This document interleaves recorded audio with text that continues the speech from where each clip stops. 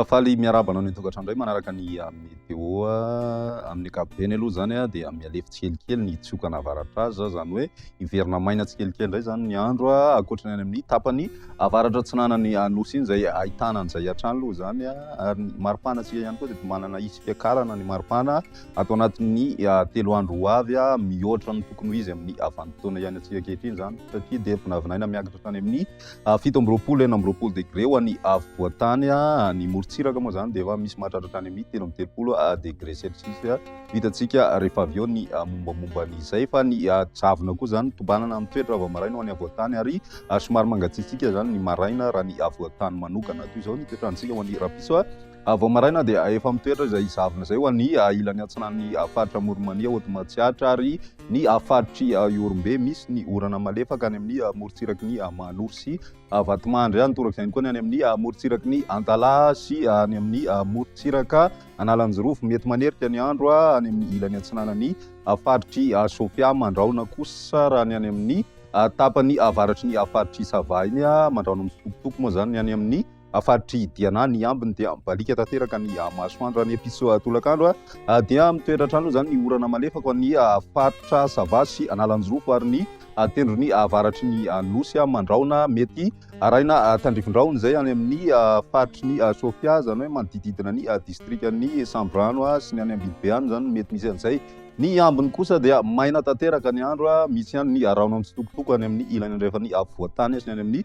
faritry Melaka mipakatra any amin'ny faritra Nosy raha ny maripana vinavina ho an'ny rapiso izay dia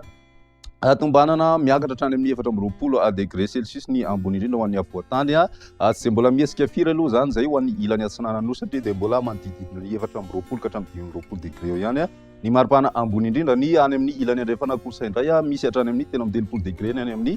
faritry Boeny sy ny any Maivatanana ny ambiny tsy dia misy fiovana firy raha ny toetrandrontsika ho an'ny androny zoma dia saika mahenika ny voatany iray manontolo zany ny zavona vao maraina mitoetra ny orana ny tapany avaratra atsinanany nosy iny ny ambiny kosa dia balika tanteraka ny masoandro indrindra moa zany ny morontsiraka andrefana sy ny any amin'ny morontsiraka atsimo atsinanany nosy any zany raha ny maripana vinavina amin'izay androny zoma izay dia miakatra hatrany ny maripana ambony indrindra ho an'ny avoantany misy hatrany amin'ny 17 degré ny maripana vinavina any vakina karatra 20 kosa Analamanga sy ny any amin'ny faritry Matsiatra ambony ny morontsiraka atsinanany nosy dia tomanana miakatra hatrany amin'ny